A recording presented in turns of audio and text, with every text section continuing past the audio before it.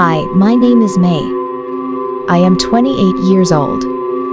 I work as a math teacher at the university, while my husband, Johnny, is a policeman. We have two daughters named Maya and Suzy. Maya is 8 years old, while Suzy is only 4. Due to transportation difficulties, we have decided to move to a place near the school.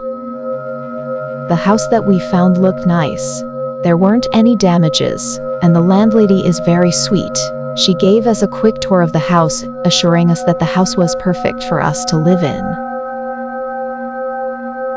She showed us that the house has an attic and told us that we could put our extra stuff here.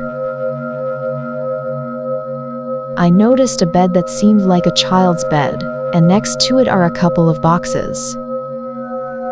I asked the landlady if anyone had lived in this house before us, and she replied no, so I asked who owned these things. She said they bought too much stuff for the house and decided to dump the extras in the attic.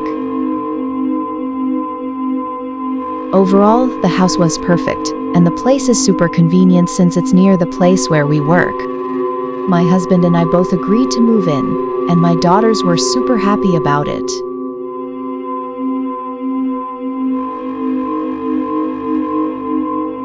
I noticed that Maya had already met a new friend, and she asked for my permission if she could go out and play with her. I allowed her since I wanted her to have fun in our new home. While we were cleaning, I suddenly realized that Suzy was not with us. I asked Johnny where Suzy was, and he told me that she was in her room playing.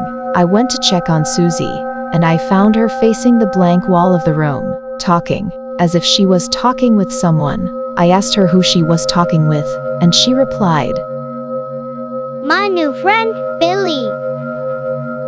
I was confused at first, but Johnny told me that it was just Suzy's strong imagination, and just ignore it. Weeks later, my family was already comfortable in our new home. We were having our supper when I noticed Maya was not touching her meal. I asked her what was wrong. She said her friends keep telling her that someone died in our new house. I looked at Suzy. I fear that she might get scared. I quickly said that those were just made-up stories to scare her, and she should not believe them. Maya looked at me and asked, "What if it's true?" It's not true, so stop it. This time, Johnny stopped her. I looked at Johnny, and it seems like we share the same thoughts. We didn't want Suzy to get scared.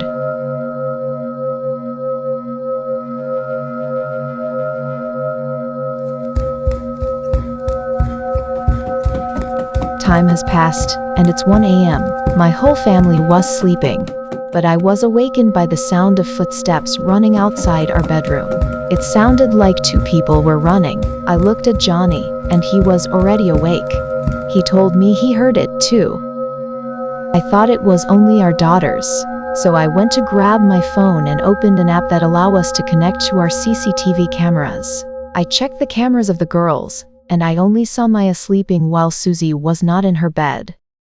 I opened the cameras outside our room. I felt like my heart dropped when I saw Suzy facing the camera and talking. I increased the volume to listen to what she was saying. She was whispering, and the way she was talking was like she was having a real conversation and was receiving replies.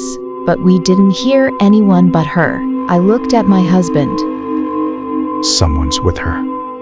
He grabbed his gun and rushed out. My husband dashed to the living room, and we saw Suzy facing nothing. I rushed to Suzy and asked her who she was talking to. She replied, "I was talking with Billy."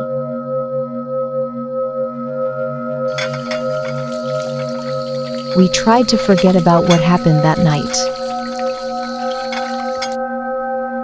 But one day Maya came to me, telling me that there was something wrong with Suzy. She often sees her talking to herself in the middle of the night, and she finds it very disturbing. So I decided to take Suzy to a psychiatrist, but the doctor said she didn't show any signs of mental illness and advised me that having an imaginary friend is a healthy form of childhood play. I felt bad for assuming that my daughter was sick. Months passed after the incident, and Johnny and I finally moved on and never brought it up again. We ignore Suzy's behavior by making ourselves busy, and I also advised Maya to play along and just ignore her little sister's pretentious play. And she did, and everything went back to normal again. Not until one night. It was 9 p.m. and I was busy with work, grading my student's essay on my laptop, when I noticed in my peripheral vision someone peeking from the girl's bedroom, staring at me. I thought it was Suzy or Maya. But when I looked at it, I felt chills run down my spine when I saw an unfamiliar face smiling at me and quickly hiding back inside. I had goosebumps. I thought, who the hell was that? And whoever it is, it's in my daughter's bedroom. I grabbed my phone, texted my husband about what I saw and told him to come home quickly. While texting, I saw it again in my peripheral vision. I didn't want to look at it again, but I wanted to make sure that I wasn't crazy. So I looked again. But this time I only saw the forehead. I gathered enough courage and charged into my daughter's bedroom, but when I finally entered the room, I found both of my daughters sleeping and saw nobody.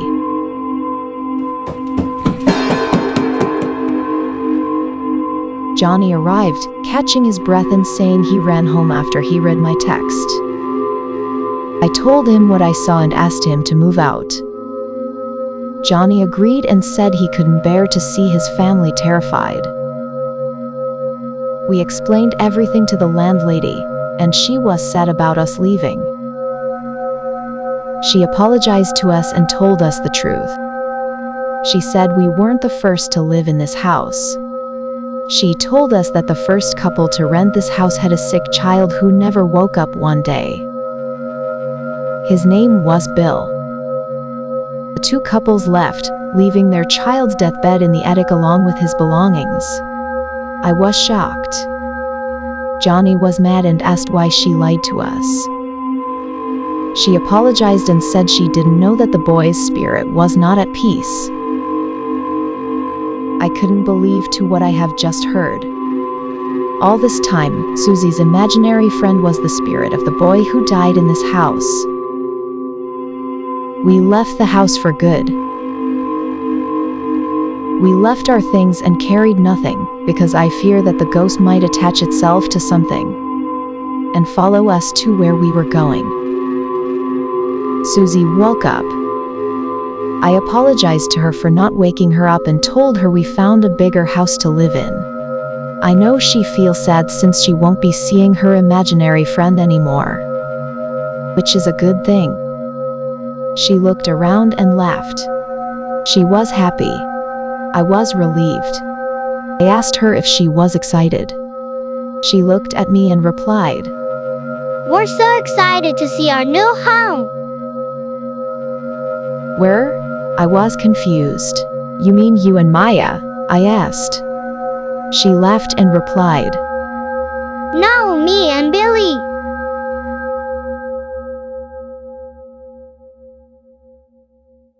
I was shocked and I felt like I was about to throw up when I suddenly realized Billy attached itself to my daughter.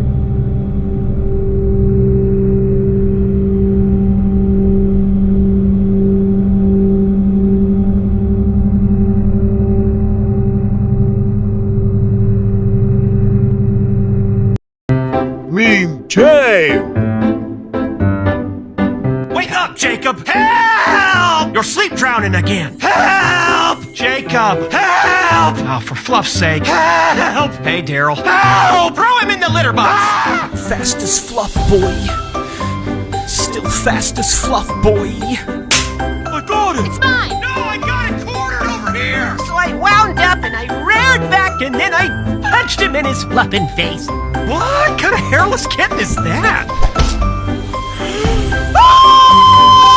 One step at a time, mind, Bartholomew. Stairs are very treacherous. Okay, Daryl. Where's Kenneth?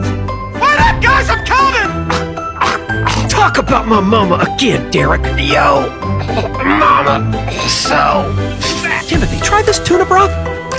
Too salty. Ugh, I'm gonna leave this here. I told him, keep his paws off Darlene.